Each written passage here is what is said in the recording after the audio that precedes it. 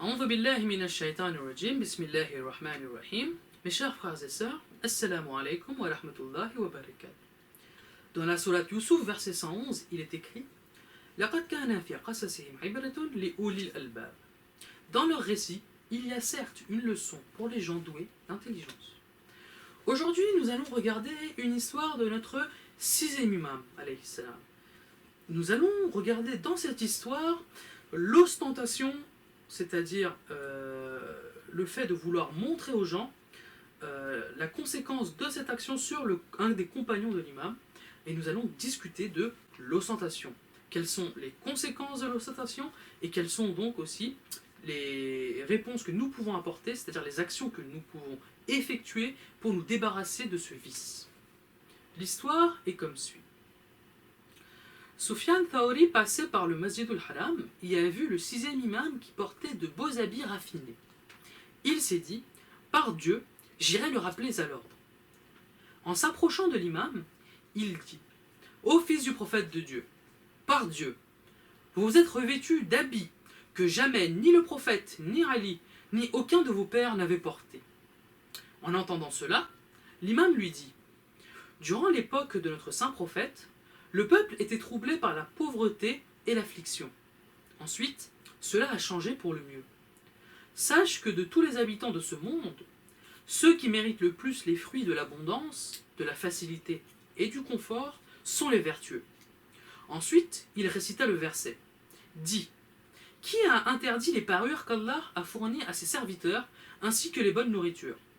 Il continua, de fait, nous sommes les plus méritants dans l'utilisation de ce que Dieu nous a fourni. Ô Soufiane, l'apparence que tu me vois montrer est pour le peuple, pour préserver ma réputation et mon statut. Ensuite, en agrippant la main de Soufiane, il remonta sa manche et fit sentir son vêtement intérieur qui était dur et rugueux. Cela, je le porte pour moi, et l'extérieur est pour le peuple. Faisant de même avec les vêtements de Soufiane, les vêtements intérieurs étaient plus raffinés que ses vêtements extérieurs. Et il déclara, tu as mis ce vêtement extérieur pour le peuple, et pour toi, tu te réserves confort et facilité. Définissons l'ostentation.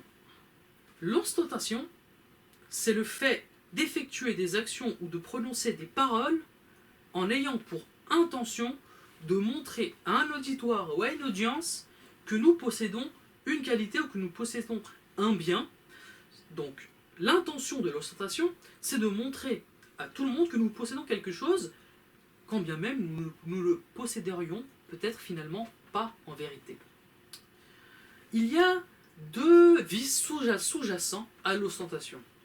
L'arrogance, c'est-à-dire la volonté d'élever notre propre statut, de se considérer comme supérieur aux autres, et l'hypocrisie. Si nous commençons par l'arrogance, dans cette situation, un compagnon de notre sixième imam se dit qu'il va réussir à rappeler à l'ordre notre sixième imam. Il va, dirons-nous, se considérer comme plus royaliste que le roi, et il va tenter de réprimander l'imam sur son comportement. Il va lui dire, vous vous êtes revêtu d'habits que jamais le prophète, ni Ali, ni aucun de vos pères n'avait porté. Dans cette phrase, il sous-entend qu'il comprend mieux les intentions de Ahlul Bayt que notre sixième imam, qui est pourtant leur héritier légitime et désigné. Voilà une des causes de l'ostentation. Ici, c'est l'arrogance. Il pense avoir un statut tellement élevé qu'il surclasse même le sixième imam. Ensuite, nous pouvons analyser et trouver l'hypocrisie. Lorsque l'imam montre à son compagnon, regarde, j'ai moi-même des habits extérieurs qui sont beaux et saillants, mais à l'intérieur, c'est dur et rugueux. Pour le compagnon, c'était l'inverse. Il portait des habits durs et rugueux en extérieur, mais à l'intérieur, c'était des habits confortables qu'il portait. En effet, il n'appliquait même pas la leçon qu'il tentait de prêcher. Il voulait s'habiller dans le confort, mais il voulait montrer à tout le monde que lui était un ascète, lui était pieux et n'avait que faire des vanités de ce monde. Le défaut de l'ostentation, donc, sont les défauts liés à l'arrogance et à l'hypocrisie. Dans notre situation à nous, dans notre vie à nous de tous les jours, regardons quelques situations où nous pourrions, nous, faire preuve d'ostentation. Par exemple, l'ostentation religieuse. Lorsque nous allons à la mosquée, si nous prenons le Coran et nous nous mettons à lire des chapitres et des chapitres et des chapitres devant les gens, nous devons nous poser la question, quelle est la motivation que nous avons à effectuer cette action? Est-ce un acte de piété? Nous disons-nous que nous allons réussir à méditer sur les leçons du Saint-Coran, que nous allons réussir à méditer sur la parole de Dieu, ou faisons-nous finalement pas cette action seulement pour montrer aux gens que nous sommes quelqu'un d'apparence pieuse et que nous lisons le Coran? Nous tentons d'améliorer notre makhraj en présence des autres, etc. Il n'y a aucun mal à tenter d'améliorer son comportement en présence des autres. Ici, nous parlons d'intention. Quelle est l'intention derrière l'action?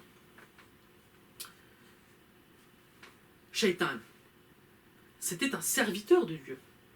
Dans le paradis, il a fait preuve de beaucoup d'actes d'adoration.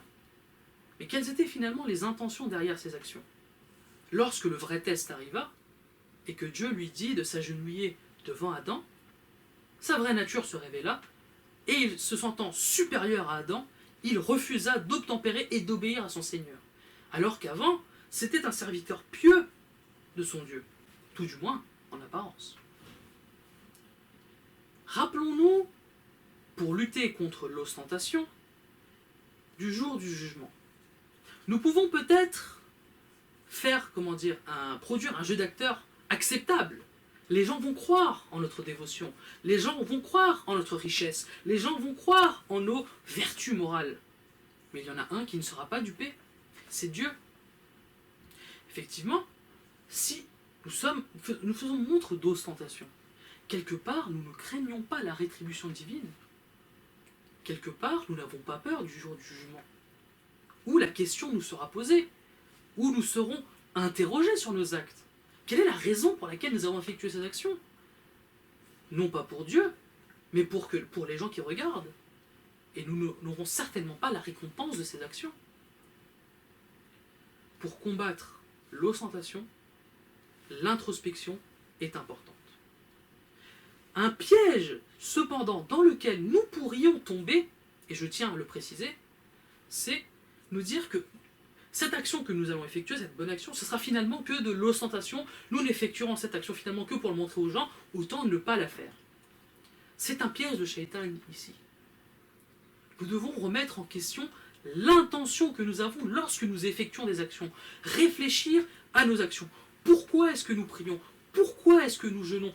Pourquoi est-ce que nous devons bien nous comporter envers les gens? Pourquoi est-ce que nous devons faire preuve de générosité? Est-ce juste pour étaler nos richesses devant les gens? Que les gens se rendent compte, cette personne est extrêmement riche? Non. Quand des gens venaient chercher notre saint prophète au milieu de son assemblée, les gens ne trouvaient pas le saint prophète et devaient poser la question, qui est le prophète de Dieu? Parce que le prophète ne s'affabulait pas de vêtements excessifs. Parce qu'il n'y avait aucune raison, il n'y avait aucune vertu à le faire. Mais quand la situation s'y prêtait, notre sixième imam ici a montré qu'il pouvait aussi porter de beaux habits. Mais encore une fois, quelle était l'intention derrière l'action? Mes chers frères et sœurs, pour combattre l'ostentation, pour combattre la fierté, il faut se remettre en question. Suis-je hypocrite? Suis-je arrogant? Quelles sont les causes de mon hypocrisie? Quelles sont les causes de mon arrogance? Pourquoi est-ce que je me sens supérieur à mon frère? Pourquoi dois-je lui montrer par mes actions que je lui suis supérieur? Que ce soit dans les biens matériels ou dans la conduite spirituelle. C'est là la première étape que nous devons effectuer pour régler notre problème, c'est-à-dire identifier les causes. Ensuite, nous devons avoir la discipline d'agir sur ces causes. Nous devons nous rappeler que nous ne sommes finalement qu'un être humain, que nos actions doivent être sincères et non dirigées pour les autres, car nous n'en récolterons aucune récompense. Se rappeler de l'arrogance d'autres personnes qui finalement sont tombées, ont été déchues. Nous avons pris l'exemple de Satan. Il y avait une coutume antique chez les Romains. Lorsqu'ils revenaient dans un triomphe, ils venaient de vaincre leurs ennemis au combat.